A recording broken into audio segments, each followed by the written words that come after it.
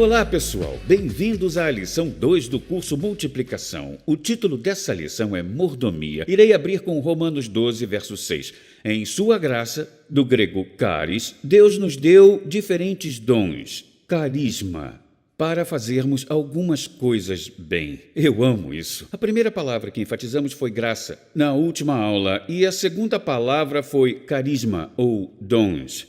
Agora, iremos voltar nossa atenção para a terceira palavra, e para fazer isso vamos até 1 Coríntios capítulo 4, verso 1, onde Paulo declara, portanto, que todos nos considerem como servos de Cristo e mordomos.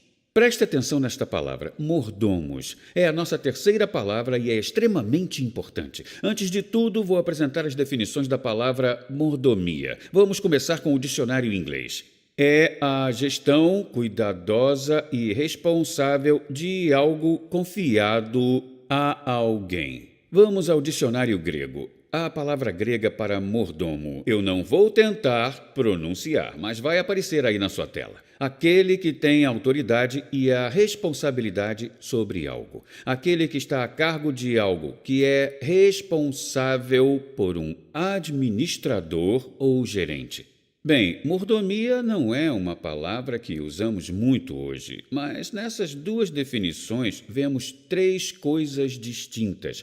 Número 1, um mordomo toma conta do que pertence a outra pessoa. Número 2, um mordomo carrega autoridade para administrar o que lhe foi confiado. E número 3, o mordomo é responsável. Ele ou ela prestará contas ao dono de como cuidaram do que lhes foi confiado. Então vamos ver alguns exemplos de mordomos para entender isso bem claramente. O melhor, na minha opinião, seria José na Bíblia. Se lermos quando ele estava na casa de Potifar, ele foi sendo promovido até ser o responsável por toda a casa de Potifar. E a Bíblia diz que Potifar sequer sabia o que estava acontecendo com as finanças ou outras áreas de sua casa.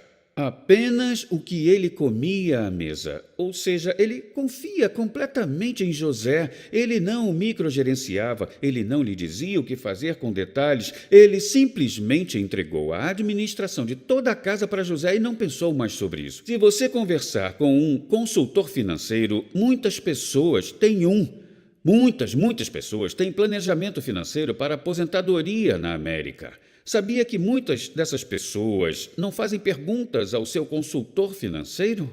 Eles confiam que seu dinheiro está sendo investido. Outro exemplo seria nosso gerente de estoque na Messenger International. Vocês sabem que enviamos milhares de livros por semana para vários lugares. Nosso gerente de estoque é incrível. Eu nunca vou ao estoque e falo, quero ter certeza de que você está fazendo isso aqui certo. Então, um mordomo não é alguém microgerenciado. É esperado que o mordomo cuide do que lhe foi confiado como se fosse o próprio dono. Em outras palavras, ele captura o coração, os desejos, as motivações e os planos do dono em relação ao que lhe foi confiado. Então, qual mordomia específica estava sobre o apóstolo Paulo? Vamos ler.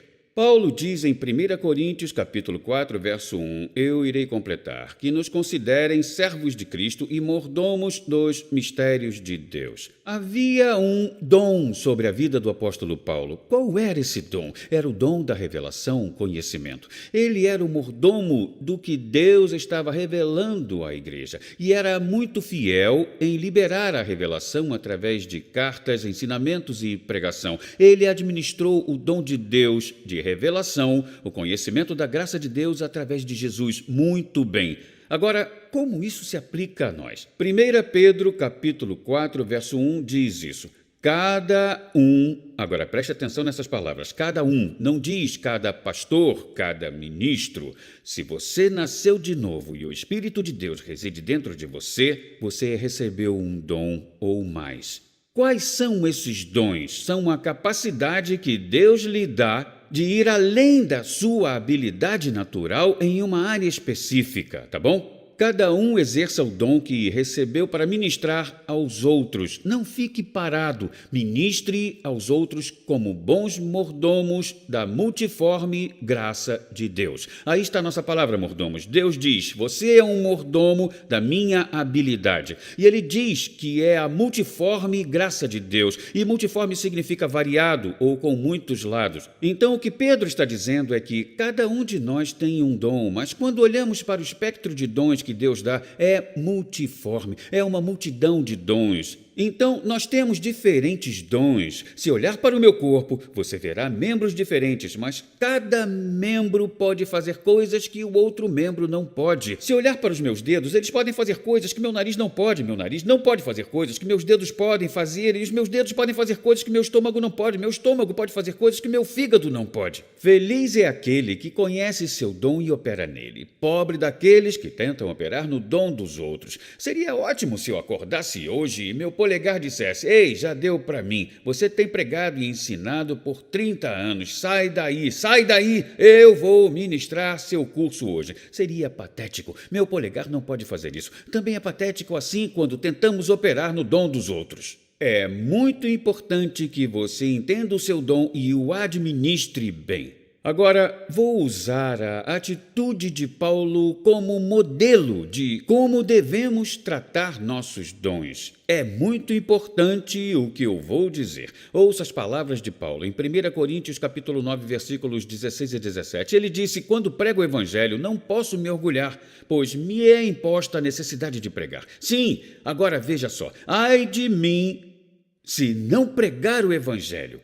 Pois se prego de livre vontade, tenho recompensa. Porém, como prego por obrigação, estou cumprindo algo a mim confiado. Nossa, isso é forte! Paulo disse: ai de mim, se não usar meu dom. Ai de mim! Ok, então agora eu vou te dizer o que significa a palavra ai, tá? Irá surpreender. Se segura e se prepara para isso. Presta atenção. A palavra grega que está aparecendo aqui embaixo na sua tela. Então, será a última vez que eu vou dizer isso, tá?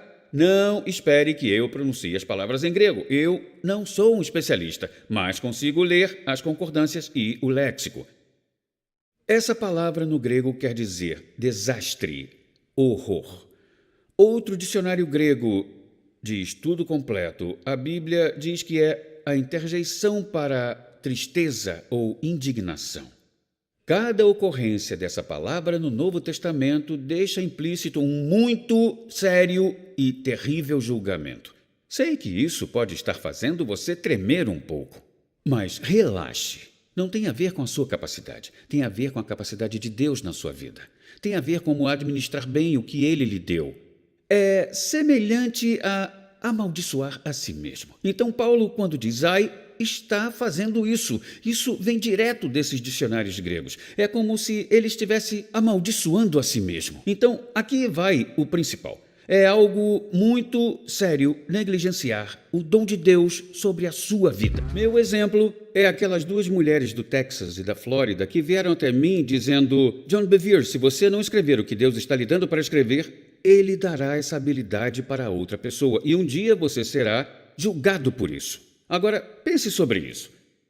Se 40 anos atrás, quando eu tinha 20 anos, você viesse até mim, quando eu sabia que havia um chamado sobre a minha vida para ir às nações, e você dissesse que Deus iria me levar às nações através da minha escrita, eu teria rido da sua cara. Porém, hoje vejo e percebo que eu nunca estaria onde estou, impactando vidas ao redor do mundo, em vários países, 227 países até agora. Eu não estaria onde estou hoje se não tivesse sido fiel ao meu chamado para escrever.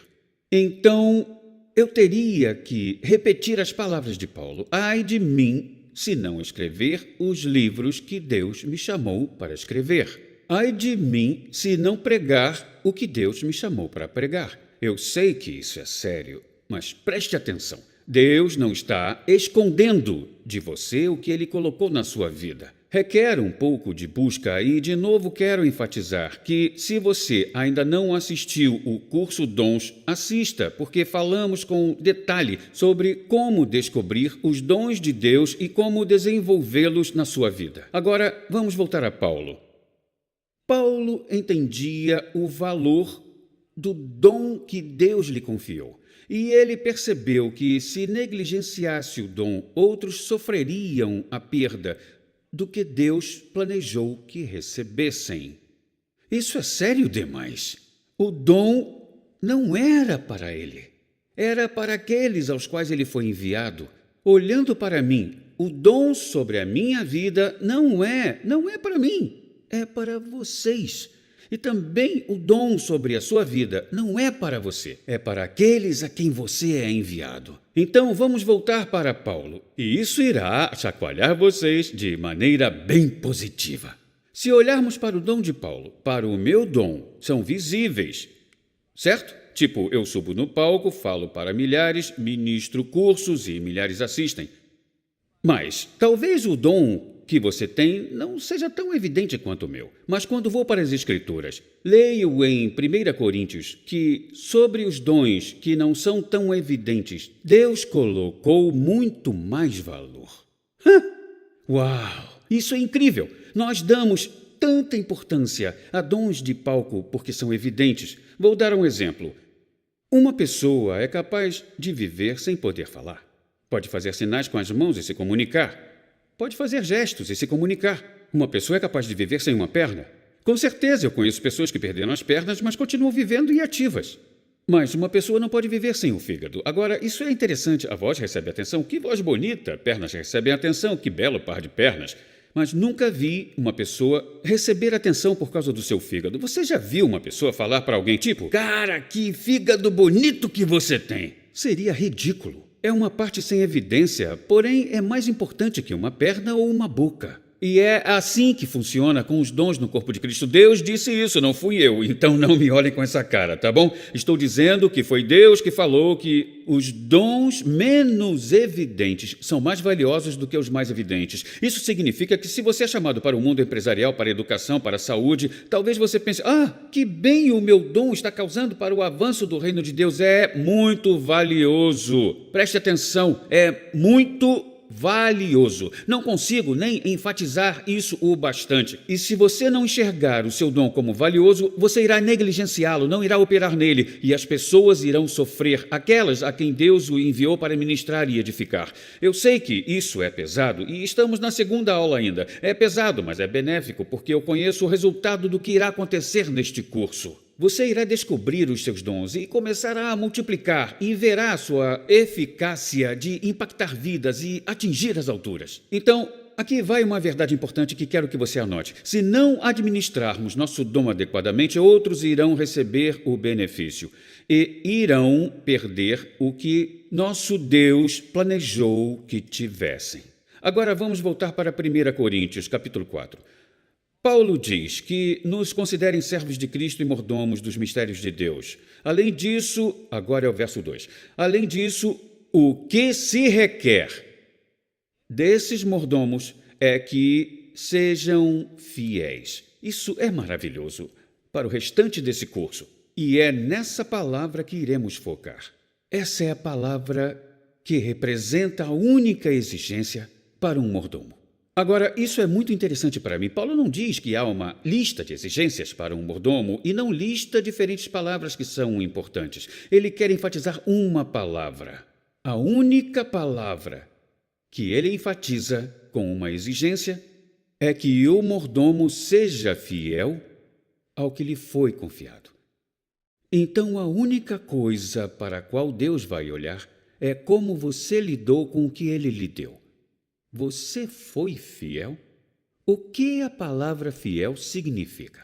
Bom, eu já estive diante de equipes, seja equipe ministerial ou empresarial, já estive diante de igreja e de conferências e perguntei qual a sua definição da palavra fiel. E recebi várias respostas legais. Aqui estão algumas respostas que recebi. Constante, consistente, dependente, confiável, leal, verdadeiro, seguro, fidedigno, dedicado, resoluto, obediente. Isso é uma lista. Não são todas as palavras que ouvi de equipes de liderança quando fiz a pergunta, mas são as respostas para a definição de fiel. Posso dizer uma coisa? Uma das mais importantes definições de fiel que eu ouvi, nunca ouvi de uma equipe ministerial, nunca ouvi de uma equipe empresarial, nunca ouvi numa conferência. Em todas as vezes que perguntei, nunca ouvi uma das definições mais importantes, uma das principais definições da palavra fiel. Você sabe qual é essa definição? Você terá que ir para a lição 3, porque eu só irei contar na próxima aula. Até mais.